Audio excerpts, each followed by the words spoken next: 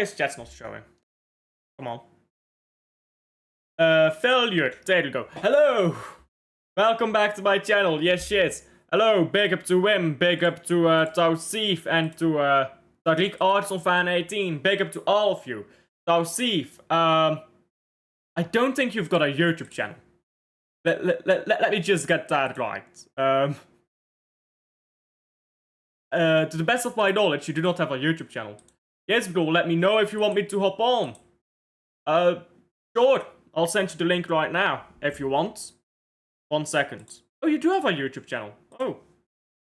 You know what, Tausif? Message me on Twitter. My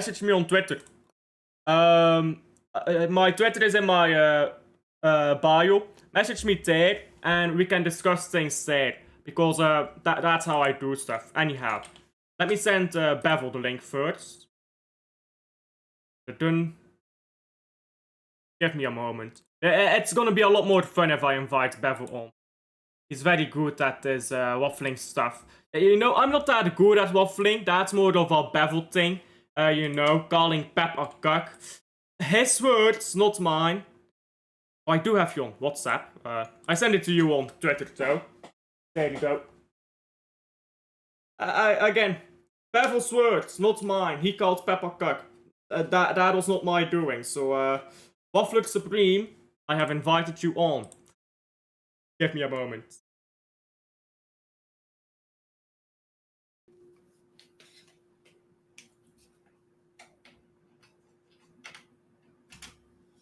There we go. There we go. So yeah, message me on Twitter for that. Oh, I don't have Twitter.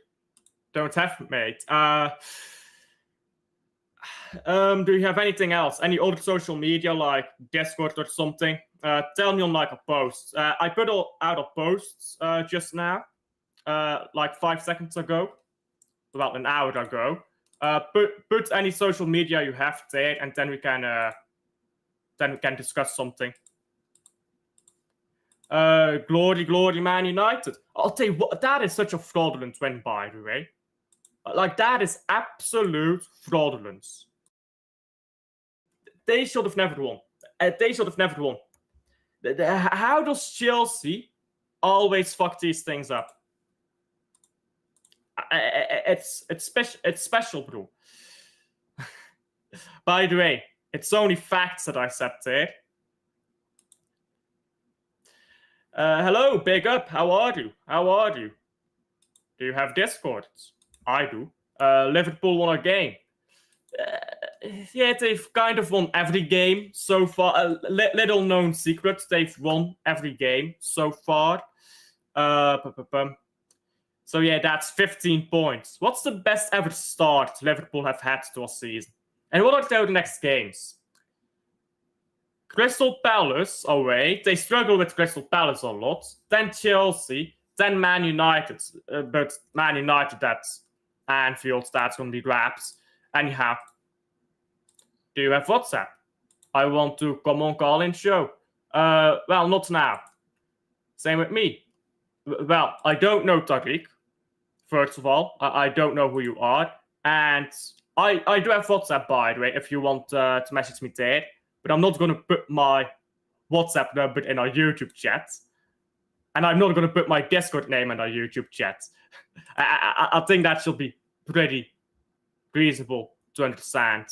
It can be your friend, but he's not my friend. I don't know who he is.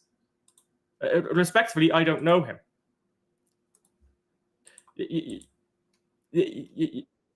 That is a problem if I don't know who I'm bringing on my channel.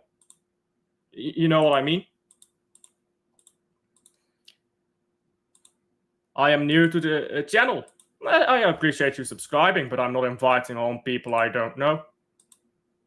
I'm not inviting people I don't know. Anyhow, let's get started. Let's do that. Because listen, Man City, 2 wins, bro. Doesn't mean anything. We've been here before, guys. We beat Chelsea, then we beat Club Brugge. Our game in the Premier League and our game in the Champions League. I believe both scorelines were 3-1, if I remember correctly. at the end of the day, we went to Arsenal after that and lost 5-1 at the Emirates. But I am happy with the fact that we are actually playing in a different way. Because when we won those games, Chelsea, Brugge, we were playing the same way. We played against a poor Chelsea side, and Club Brugge lost on purpose because they needed to lose to get an easier draw. So I feel like now we've won games on our own merits. Big up to Bevel. How are you? Yeah, good, mate. Good. Give us literally 1 sec. I've just forgotten my cup of tea. Okay, I'll see you in a second then. Breaking news. The special 1-1. There you go. That's what a top manager does. Okay, big up to all of you guys. Stinker and hooked Jack Grealish. Listen, if we win, by the way, aren't we? We're on 9 points, right? If we win, that's how much is Arsenal on? Arsenal 9. We're drawing level with Arsenal if we win, although we will be 6 points behind Liverpool. I don't see us catching up with Liverpool.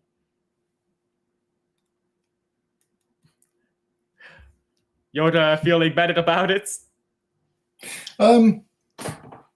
It's early on, isn't it? Early days. I'm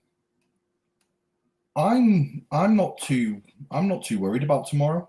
I'm going to be honest.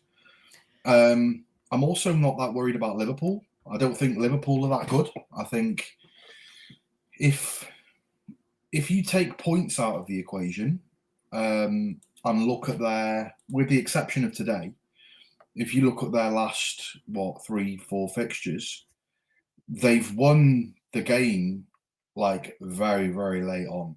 Like very late on. I can say at least 3 of them games should have probably been draws, to be honest with you. So I don't think Liverpool look good. I think they've been fairly lucky, to be honest. I think, in particular, the last game where they had that handball in like the last few minutes of the game. I don't think they're that good. I'm not too fussed by Liverpool. I'm not bothered by Arsenal, really, to be honest with you. I think we turn up at the Emirates tomorrow in a lot stronger position than we have in the past. In particular, last season. The thing for me, which was kind of a test, but a good test, was the way that Napoli set up is very, very similar to how Arsenal are going to set up tomorrow. Do you think that, though? Because when they're playing at the Emirates, they can't just sit in their own box.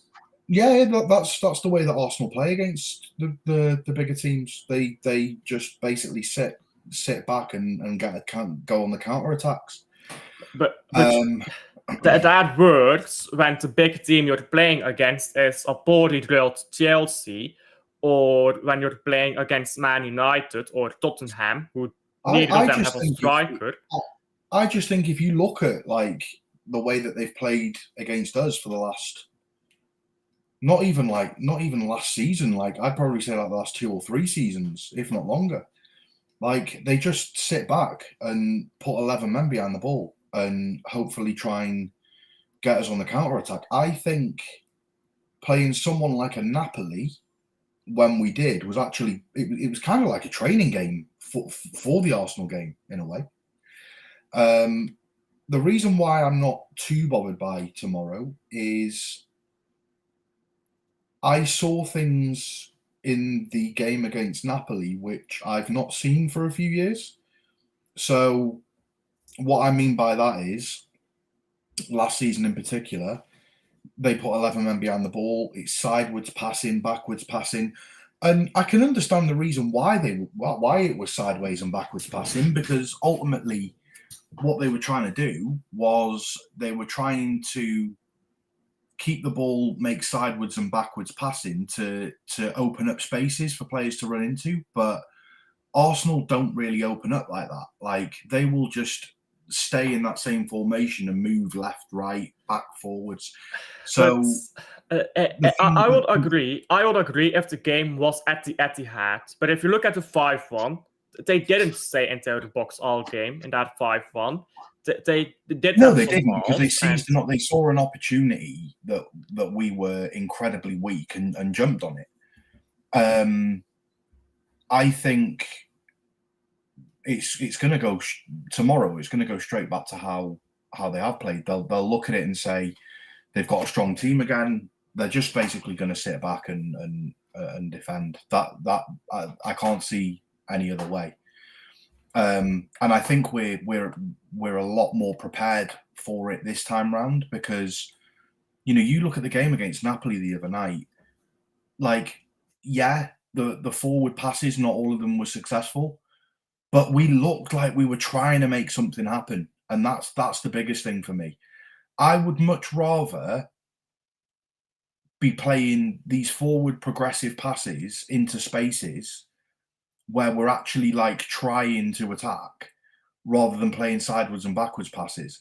Like, we need to keep this up and keep the progressive passing going.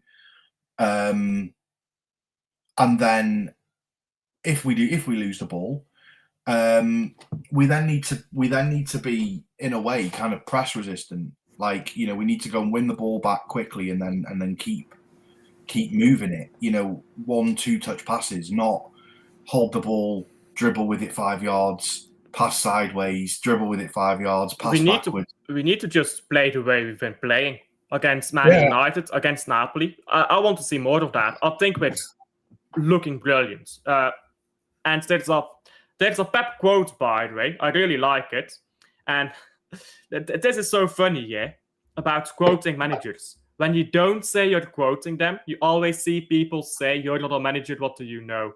So the reason I say that is, for this exact quote, someone told me that's nonsense. So this is a Pep Guardiola quote. Attacking football and defending football, many people think are different, but in reality they are the same. When you defend better, you attack better. And when you attack better, you defend better.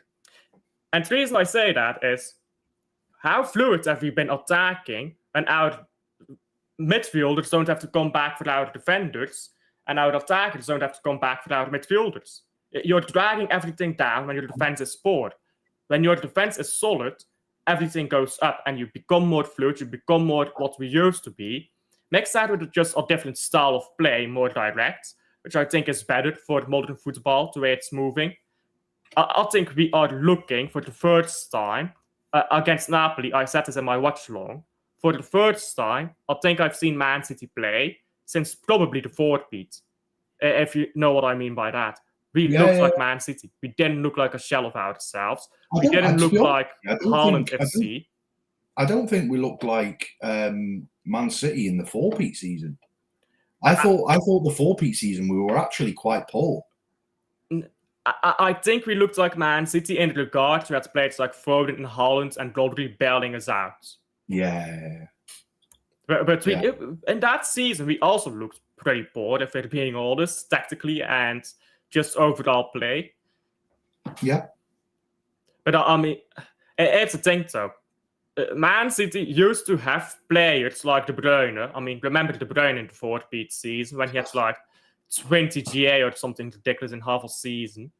Haaland just... People always forget how many hat-tricks Haaland scores in the first half of the season. He just goes on a rampage when he starts the season. Foden with all his goals. Look at the derby against Man United where he scored that brilliant goal. And then Albrace to put us ahead. We used to have those players. I feel like right now, we don't quite have that yet. Foden is coming back to form, which is great to see. I don't think Rodri is 100% yet. He looked good against Napoli, but he's not 100 yet. No, Haaland, he's not. He's probably running at about... Personally, I think Rodri's running at about 65%. Maybe 70%. Something like that. I think like 60%, 70% at most. I don't think he's 100% at all. And Haaland, he can't do it all on his own. But Doku, You know what's funny?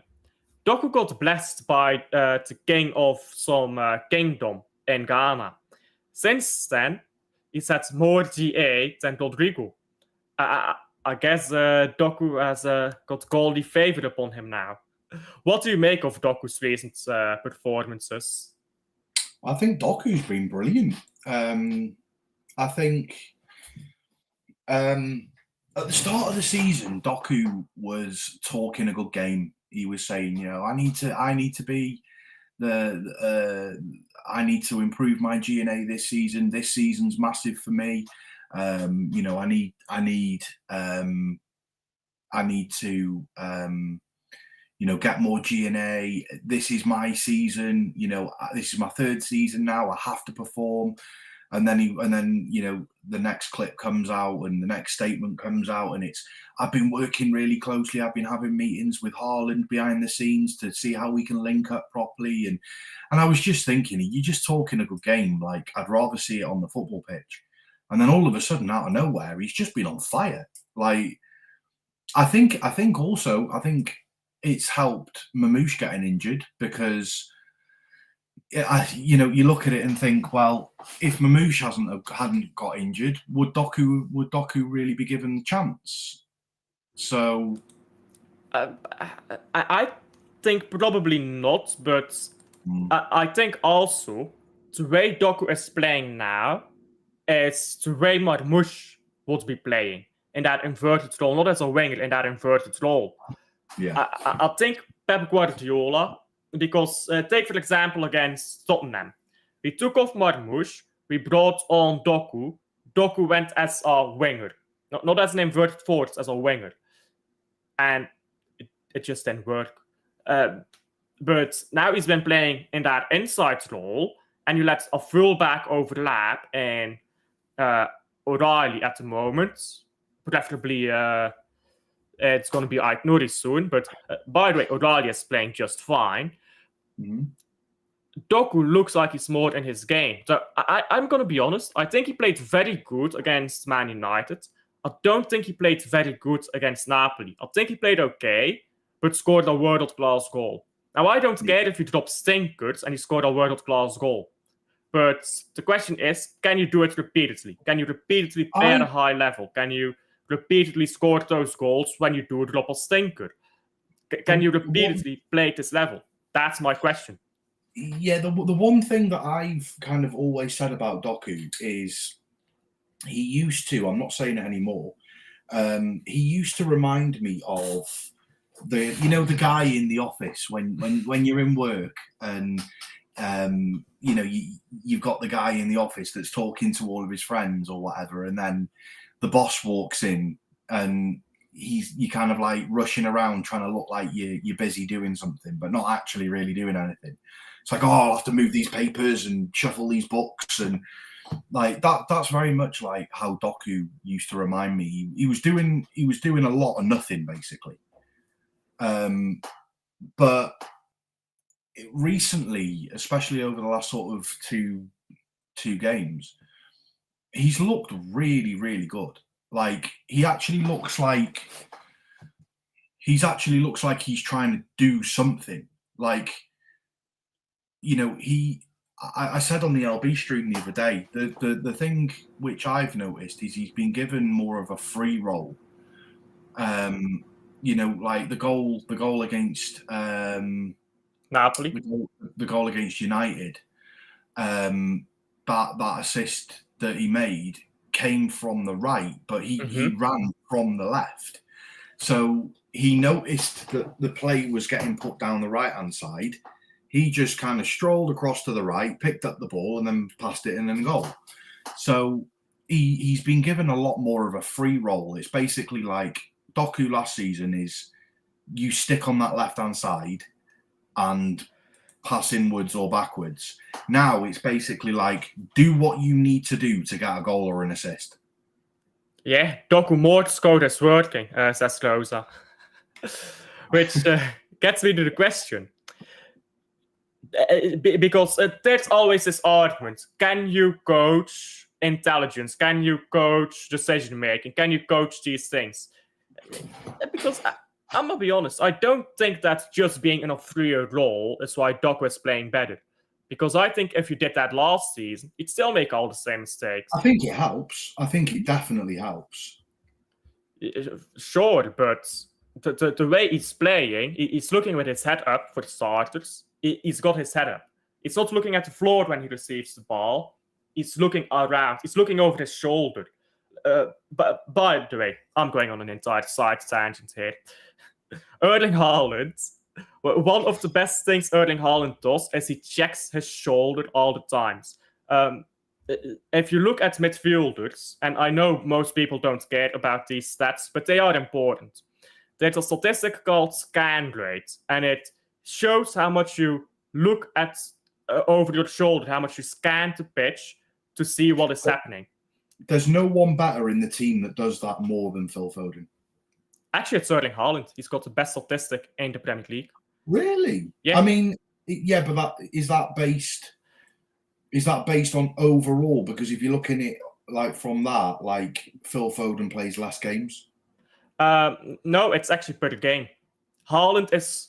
I think people don't realize this because Haaland is such an intelligent striker. And what have we been told about Doku and Haaland? They're apparently talking with each other. One of the first things I've noticed is when Doku received the ball against Man United on the left for Haaland's assist, normally he'd be looking down, but before he even got the ball, he looked up, saw Haaland, and then passed the ball. He never does that normally. He never does that. So that is scanning the pitch. He's not gotten better at playing football. He's not gotten any new passing range or anything. He's not learned any tricks. He's just looking. Sometimes it's that simple. He's just paying attention. And I think if that's something you can coach, which is always, again, the argument, I think it looks brilliant the way Foden is right now improving. But again, he has to keep it up. Just one game isn't enough for 2 games isn't enough for me. No, you're right. I think there's a lot of things that you can take away from our performances over the last few games. I don't think it's any coincidence that Ruben Diaz has looked 10 times better than what he has for the last few seasons since Donnarumma's come in there. I don't think he looked that good when we had Trafford in there. I think Ruben Diaz's performances since having Donnarumma in goal have levelled completely. I think having Husanov at right back works really, really well. It's something that I've wanted for a long time. Everyone has wanted for a long time. Yeah, of course they have. But for me, just staying on Husanov, there's not one thing in his game which I don't think that he's weak at. You know, you look at his overall game. Maybe if you want to talk about crossing or, you know, shooting, like, yeah, fair enough. But that's not what the guy's or picking up guards, to be fair. Yeah, well, yeah, but like aerial ability, you know, winning aerial duels, fantastic at. Passing out from the back, really, really good at. One-on-one defending, really, really good at. Recovery pace, unbelievable. Like, there's not one thing defensively that I think he's weak at. Like, he's really, really good at playing passes, splitting the lines. He's shown that over the last season. He's really, really good at winning aerial duels because the guy just don't back down. Like, he's going for that ball, whether you like it or not. Recovery pace, but not just the recovery pace. The recovery pace is good, but like, if you want to use an example, like, look at the game against Napoli, right? He got skimmed. He got straight back up, straight on his man again. Yeah. There's none of this. Oh, you know, someone else can help me. Like, nah, straight back up on his feet, straight back into position before the guy could get a cross in, blocked across, out for a corner. Like, one-on-one defending, unbelievable that. If someone tries to skin him, you best believe that he's going to be quicker than you, or he's going to at least try and be quicker than you. By the way, it also frees up Mateus Nunes as a winger, which I think if we need a backup winger, I think Mateus Nunes has gotten some. I Yeah. won't say he's great. He's not Man City level, but he's been okay at winger at times. Yeah, I mean, on the right, definitely on the right. And then you look on the other side. It's really good that we've got Gvardiol back. He was definitely missed. Donnarumma has been world class, absolutely world class. People say. I mean, we knew that. The people who said that he wasn't going to be world class were just ridiculous. But the other thing is I was on the show with LB the other day, and LB said, there was one chance against him which, he should be saving, and I was like, yeah, I get it, but it was still a really, really good save. Like the header had power. It was going down low. He's a tall keeper. He got down quickly to get it. But that's not the important thing. The important thing is he had very, very little to do before that. So he would have been cold. It wasn't like the keeper at the other end of the pitch, that Savage guy, where, we were taking shots at him every 25, 30 seconds at one point. Donnarumma had very, very little to do for quite a large portion of that game until that shot. And then when that header happened, he was cold. Like, it's not like he's making saves and stuff like. So the fact that he did that shows the level of quality that he is.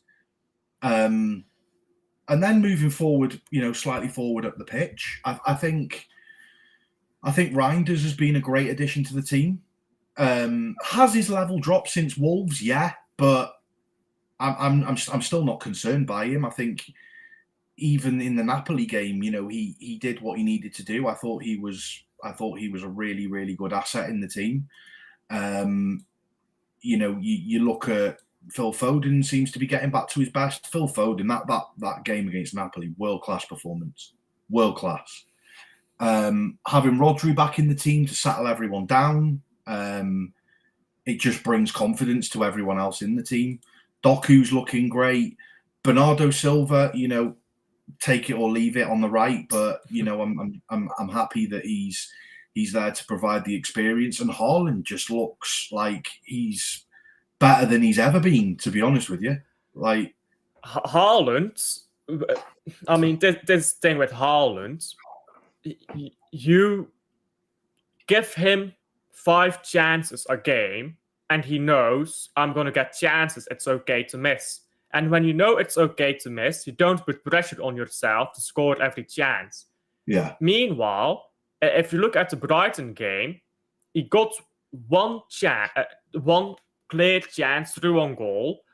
I don't think he had another chance like that in probably months. He was surprised. He was surprised when he got that chance. He did not know that his team could give that, basically. So he should have scored it, by the way. That's not an excuse. But when you give strikers the confidence in their team that they'll get the ball, that they'll be put through when they make a run, they'll start making more runs. And when they do in the end receive the ball, they'll be ready for it and they'll go down and probably score with Haaland's ability. Haaland would never do something like this, which I was waiting to show. I was waiting for you to mention Haaland. Haaland, he could never. He could never. Now, that's on a bit of a different note. You should stay away from Bundesliga players unless you're Man City, because we can pull it off. It seems like the other teams just can't. Ignoring Hugo Ekitike doesn't count. Doesn't count. He plays for Liverpool. Nothing counts for Liverpool because, everything counts more for them, but that's the scope. Their treble and quad seasons involve 2 trophies, so, it's a bit of a weird one. Anyhow, that was on a side note. I think against Arsenal, by the way, I don't think people realize this. Haaland has the most GA of any of our players against Arsenal. People say that he gets locked up by Arsenal. I generally don't know a single game where Haaland was poor against Arsenal? No, I don't. There you go. By the way, Wim asks predictions for the Arsenal Man City. I'll let you go first.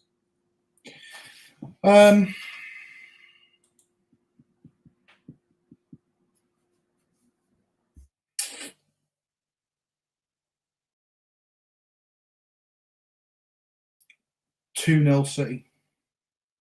You're confident we keep a clean sheet? I do. I am confident, yeah. I think Gyökeres is not him. I don't think he's that good at all, to be honest with you. I think he's okay, but I think he's hella overhyped. He's a shitter version of Haaland, like much shitter. I think Diaz, Husanov, and Gvardiol wrap him up, no problem. I think defensively, Arsenal aren't as good as what they have been over recent years. I'm not taking anything away from them. I still think defensively they're the best in the league, but I just don't think that they're as good this year as what they have been. I think looking at the signings that they've made, are they any better this year than what they were last year? I would have to say no. I would actually have to say, in some ways, they are weaker than what they were last year. Because this year, they're playing with an actual number 9, which is what they haven't done for a while. So they're in a sort of a position where they're adapting. I think the loss of Thomas Partey to them is quite a big loss because he was at the club for a long time. They brought in Zubimendi, and don't get me wrong, Zubimendi's a great player, but he's still getting used to it. They're just the same as like Wirtz is at Liverpool. Like when you play in the middle of the park, it's naturally going to take you a little bit longer to get used to it. I do think they got Eze, who is a quality player.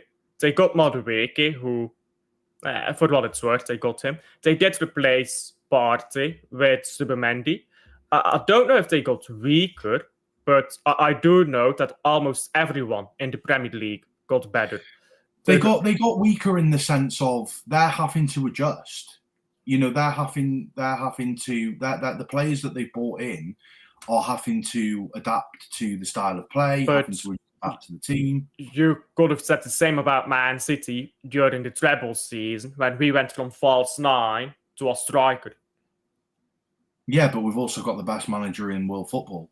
So that's true, but what I'm saying is he adapts with it. Like you look at like there is no manager better on the planet to adapt to situations than Pep. That was for about a year. Yeah, I mean he's had bad times, but yeah. I mean, if something isn't working in a game, Pep is the quickest manager and the most efficient manager in switching things up and getting things to work. Last year he wasn't, and we can all say last year he wasn't. But you look historically, he is that guy. I think you're more likely to see Arteta asking the players to adapt to him rather than him adapting to them. Yeah, I mean, I think with Arteta, he buys players. There's this thing where I agree with you. He buys players, but he doesn't have a plan. He buys the fancy toys, but he doesn't have a plan for it.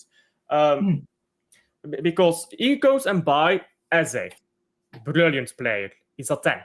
He's not a winger. It's like Jack Grealish. He plays on the wing, but he's not really a winger. He's a 10. So when you go to a big club and now you're asked to play as a touchline winger, they can't do it to the same level. So Eze, I think it's going to be much like Grealish. He's not going to be getting the same numbers and the same output for Arsenal because of how he is asked to play. Meanwhile, they've still got Ødegaard in that midfield doing nothing. They got Madueke as a backup left winger, which is even worse. They still don't have a backup right winger. They got Zubimendi, but that's just replacing Partey. So you're not getting worse, but you're not getting better. I feel like it's a very special talent to buy everything and improve. You're getting worse. You're getting worse in the short term, in the sense of you're replacing somebody who knows the system with somebody who doesn't. True. I can give you that. Which is, by the way, why we should have had out the De Bruyne replacement before De Bruyne left. But that's another side tangent. Which is exactly what we did with Rodri.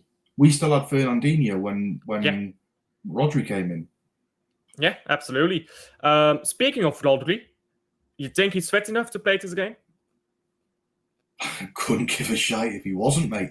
You're that confident. Playing. Or you're playing him anyways. Oh yeah.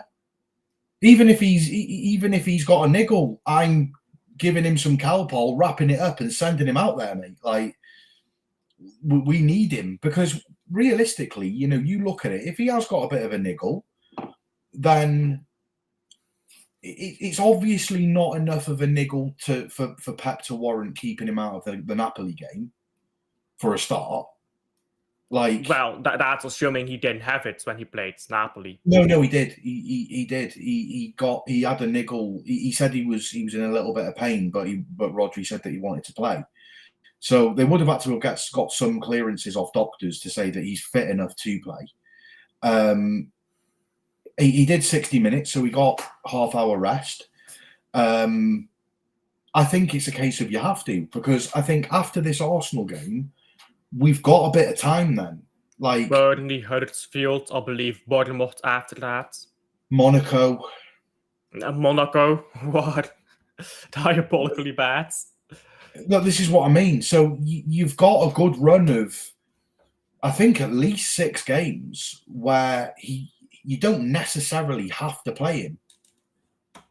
Yeah. If you wanted to, you could play Nico G as a 6 or Reinders as the 6, or you've got that ability. Because I'm sorry, like to be honest with you, I'm probably not even going to play Reinders against like a Huddersfield. You don't have to. Like, you've got Nico Gonzalez, who's not getting games right now. Kovacic coming back. I mean, I guess you can throw Lewis in midfield there, but not sure if that's too experimental. Kovacic isn't too far away. I think you could probably drop him into the team against like a Huddersfield or a Burnley or someone. Like I think he'd do all right. I think the biggest thing for us this season is if you look at games from last season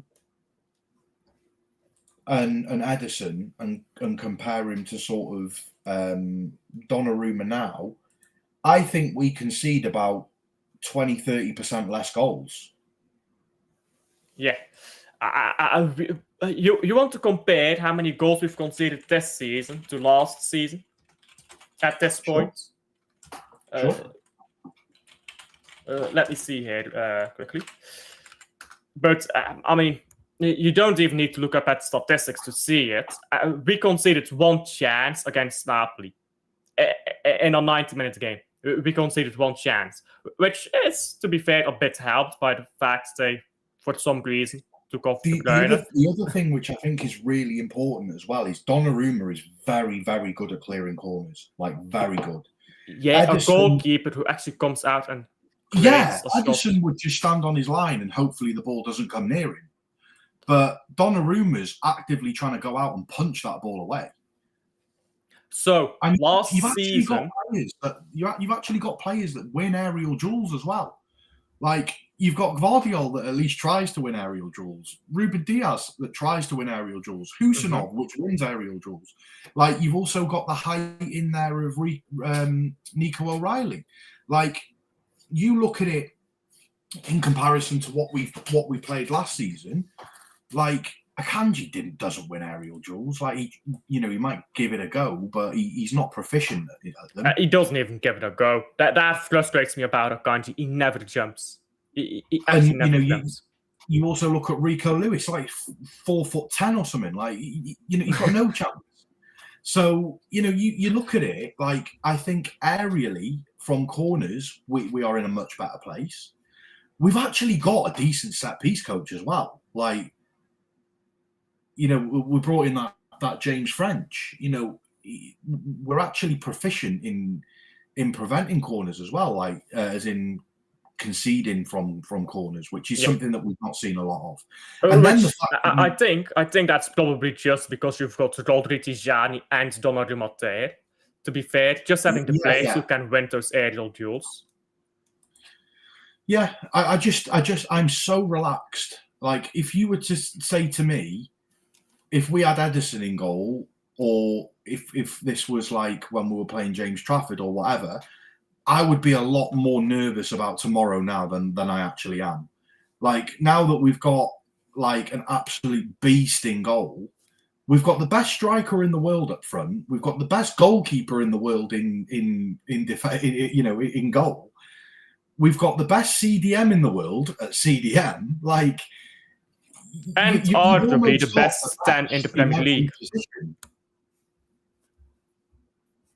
And arguably we have the best 10 in the Premier League as well in Phil Foden. Yeah.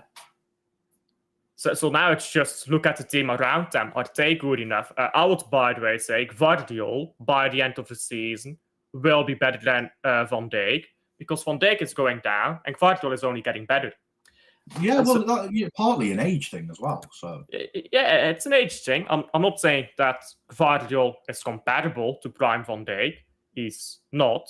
But what on earth has happened in this Fulham game? By the way, I literally just looked. I looked at the score. I looked at the Fulham Brentford score like about 2 minutes ago, and it was 1-0 to Brentford, and now it's 2-1 to Fulham. Like, what's happened in the last like 3 minutes?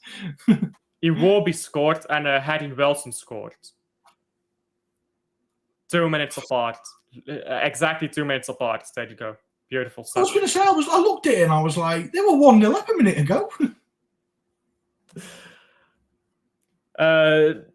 But United is our weakest link right now.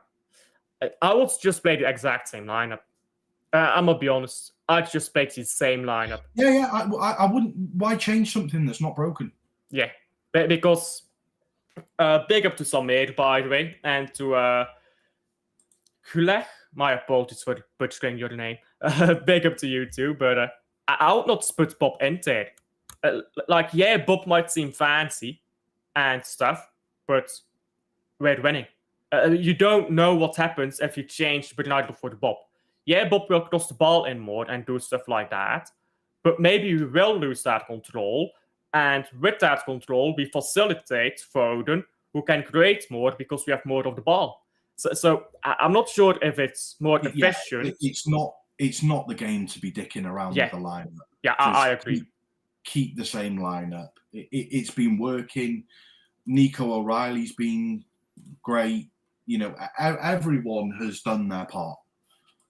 So even Doku. For me, even Doku, especially Doku. I wouldn't be changing a thing. I would not be changing a single thing. By the way, they don't have Saka. While we're talking about injuries, they don't have Bukayo Saka. So do they have anyone in that attack? Yeah. Probably play Madueke on the right, won't they? but come on, Madueke. I mean, I'm really not. I'm not fazed by it. You've got Gvardiol and Nico O'Reilly on the left hand side to counter the Madueke threat, and you've got Husanov and Diaz on the other side to counter the Eze threat. So, and then the threat from Floperez in the middle. You've got Gvardiol and Diaz. Like and then if they somehow manage to get past them, they've then got to get the ball past Donnarumma. Like I'm not fazed. I'm really not fazed by it. And by the way, they have to do all of that at least twice, because I think we're scoring 2 goals. Oh, minimum 2. Yeah. By the way, another side tangent. Tijani crashing the box, Foden, being Foden, Doku providing goals. We've actually got goals scored that's outside of Haaland, already there as well. Yeah. I think that's just helped so much, because now, against Napoli, they did not mark Haaland the way that Haaland has been marked in the past, because they couldn't. Because someone else would have scored. Let's be real on this, yeah? If it wasn't for the Napoli goalkeeper having hands down a world-class performance, it could have easily been 5 or 6, like easily. Yes, but goalkeeper performances do matter.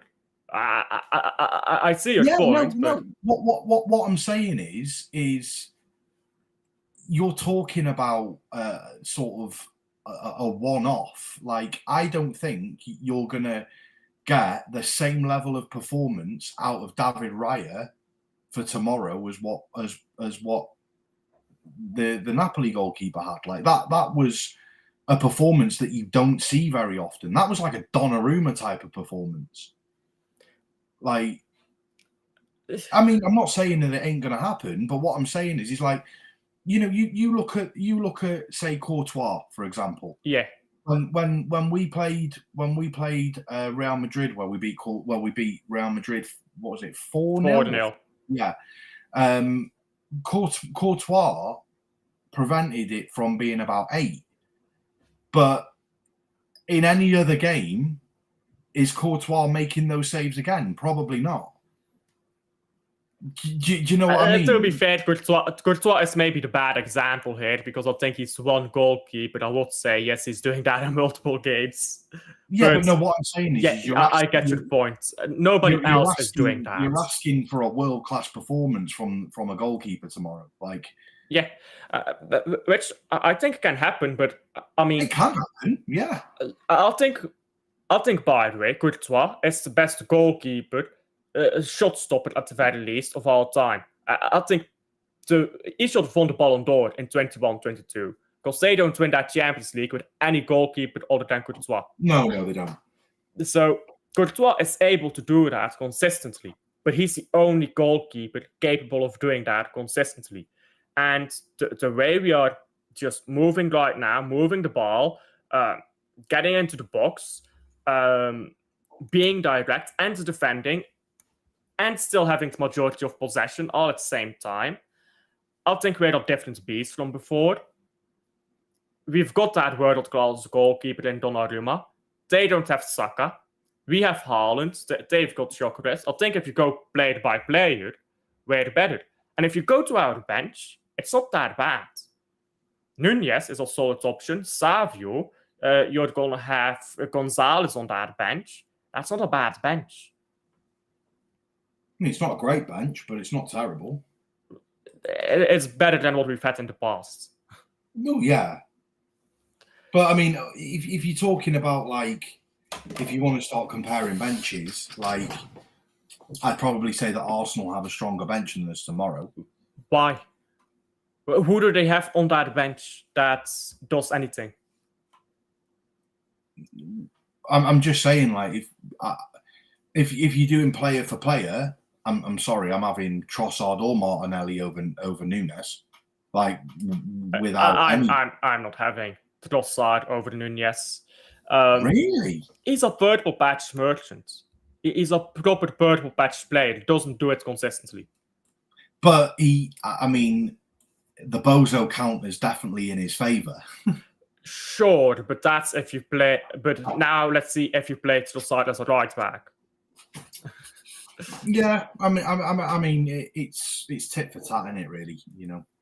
Yeah, I think I'd take Nunez over Trossard if I'm being honest. I'd take Savio over Martinelli, because Savio will create. Martinelli, either he scores or he's not on the pitch. I'll take Gonzalez over whoever they have on the bench for the midfield, probably Merino. I'll take Mukasa and Bob over whoever else they put on that bench for attacking options, because they've got none. I think we've got a solid bench. Okay. Leave Tyrion alone, by the way, says Rosa. I think she's referring to Lewis. They will start Saka anyhow. They are that suicidal. I don't think they'll start. I mean, he's just been injured. There's no way you start a player who's just been injured because you play against Man City. And even if you do, he's not going to play at his best. And he just might get another injury. I mean, that would be stupid. I do not see Saka playing. I'm going to be honest, I don't even really rate him that high. Yeah. I think Foden is better than Saka. I'll say that. By far. It's not even a debate. By far. Yes, but it's not like Saka is a bad player. I wouldn't say he was a great player. Yeah, I think Saka is a really good player. Is he world class? No, but I'm gonna be honest. I would not say Foden is world class anytime bar the 4-beat season. So these are very good players, elite players. But when you say no, but if you compare like the two. Foden has a much higher ceiling than Saka. I think you've probably seen the best of Saka, if I'm being honest with you. Like I don't see that ceiling any higher than what it's been. Whereas with Foden, I think his ceiling is way higher. Sure. And I think, by the way, if Foden continues playing like he did in the 4-beat season, that's called last season anomaly. If Foden does what he did in the 4-beat season again, or even half that, multiple seasons in a row, he's world class. But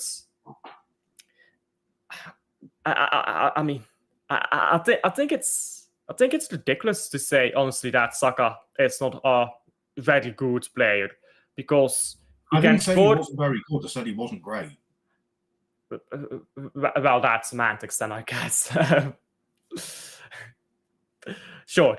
That's semantics at that point. Let's move on.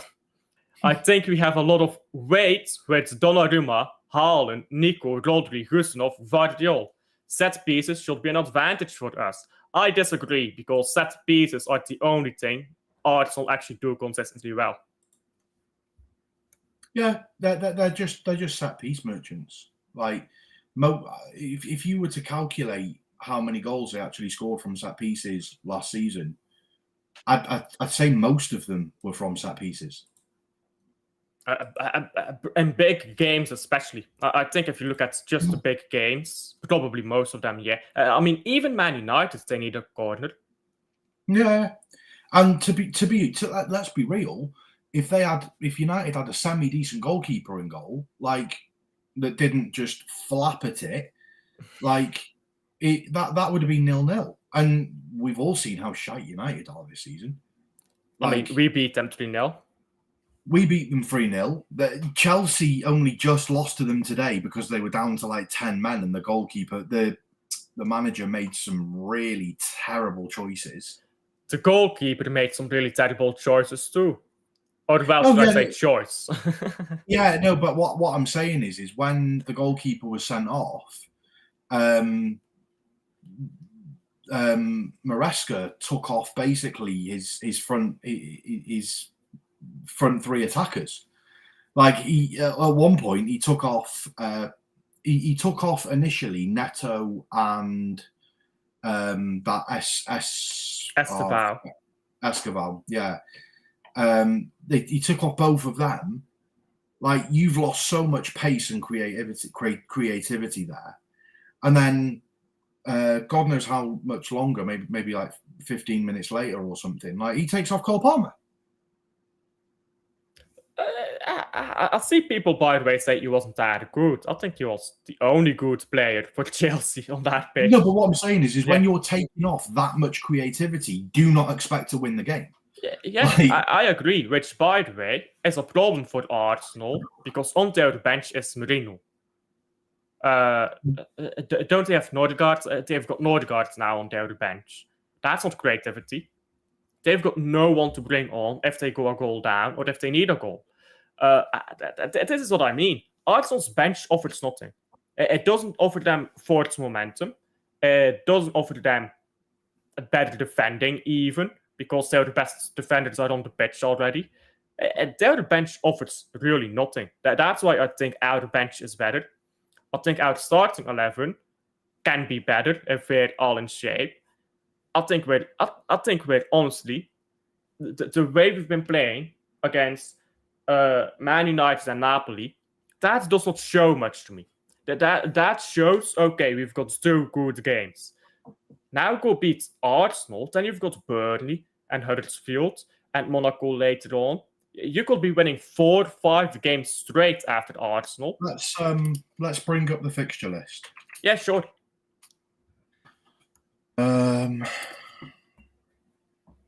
Right, so after this game tomorrow, we've got... Do you want me to share the screen or do you want me to just read it out? Go ahead. Can you share the screen? Yeah.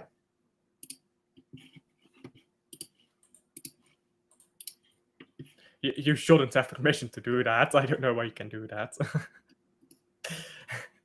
I am him. Clearly.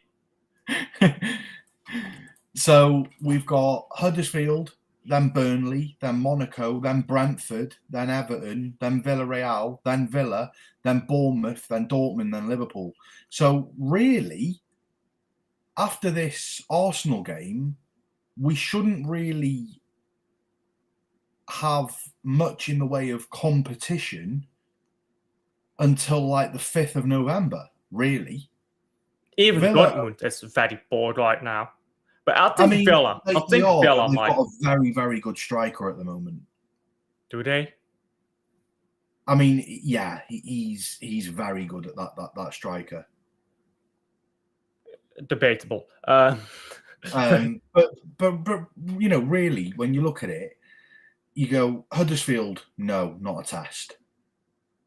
Burnley, not a test. Monaco, not a test. Brentford are currently losing. By the way, sorry to interrupt here. Talking about Monaco, because people who want Vanderson, go watch that Club Brugge game and then tell me, do you want Vanderson? Because, oh my God, he's woeful. He's so woeful. You know, then Brentford, who are currently losing 2-1 to Fulham. They've got Thiago, to be fair. Igor Thiago is going to score. He's next Ivan Toney. I can already feel that. But they're still are a team that I wouldn't consider as. I think we'll beat them, but I think that's going to be a very difficult game. I would say Everton was a more difficult game, to be honest with you. But mind you, Grealish can't play, can he?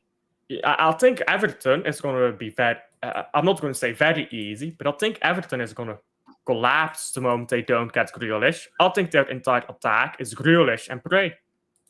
Villarreal, not a test. Villa are woeful at the moment. I think they're aren't they like bottom of the league? Aston Villa. Yeah, I'm pretty sure Villa are like rock bottom. Wolves, they've got 2 points. What?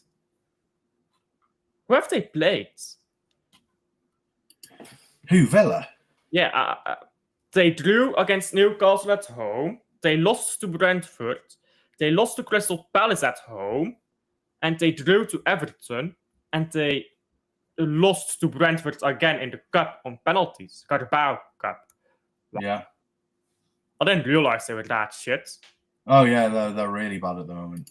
I mean, then I'd just say, well, they'd be that bad until we play them, but I guess we'll see. I think until Aston Villa, though, until at least Aston Villa, we should win all those games if we're forgetting about Arsenal for now. So if you go and beat Arsenal, and then you have all those games, how many games are we looking at here? Well, after that game, you've then got what would tomorrow be? Tomorrow would be what, like Game the 5? the 21st of September. Yes. So you've basically got over a month for Rodri or whoever to get back fit. Yeah. Because we play Villarreal on the 21st of October. So we've got over a month for players like Rodri to get back fit, Cherky to get back fit. So yeah, I mean, I after tomorrow, we're kind of chilling, really. I agree. Because by the way, I'm just looking up. I'm just looking up when Cherky comes back. He comes back the 1st of November. Right. So he's probably gonna be playing minutes around maybe the Dortmund game. Yeah. But I'd imagine he'd probably just come off the bench against Dortmund and come off the bench against Liverpool. And then he'd probably be, and then he's got international break to rest. So, well, the thing is, when we get to this Dortmund game, that's where we need the players to be fit. So that's where we need Haaland to be fit. That's where we need Foden to be fit. Because from this game here, you've got Dortmund, Liverpool, Newcastle, Leverkusen. So that Leverkusen are not much, but you've still got 4 fairly hard games like in a row. And then after that, you're kind of chilling a little bit. Then you've got Leeds, Fulham, Sunderland. Sunderland is not going to be easy. No, but I'd rather play Sunderland than the week after when we're playing Real Madrid at the Bernabeu. I'm not sure at this point who I'd rather play. Oh, don't be daft.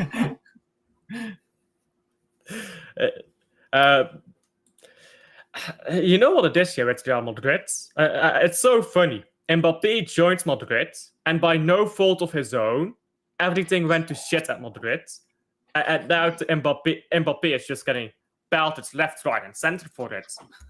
I think is Vinny Jr. injured or something? Because he's just not playing, is he? Who? Vinny Jr. Is he injured or something? I've not heard anything about that, but I did notice that he wasn't playing. Let me see. He's not played for a while. Let's see. Yeah, he's got a ligament strain in his left ankle. Right. Would have been funnier if he wasn't injured, but okay. Anyhow, I do have to round up now because I do have to go. Thank you a lot for coming on. This wasn't planned. Bevel just decided to let me come on here and let me somehow share my screen, despite the fact that you should not be able to do that. Which it's good to know that you can do that, because if I ever invite someone who I don't know, and I didn't know that, that might go south, you know. Don't worry, I'm not going to share anything crude or anything. I know you wouldn't, but I'm just saying. Anyhow, well, considering you're talking about Pepper being a cuck, I won't even trust you that much on that. Like and subscribe if you haven't already. We'll be redirecting to True City Fan. Big up to Patrick. So Alf, great in chat, and I'll see you guys on the next one. Bye.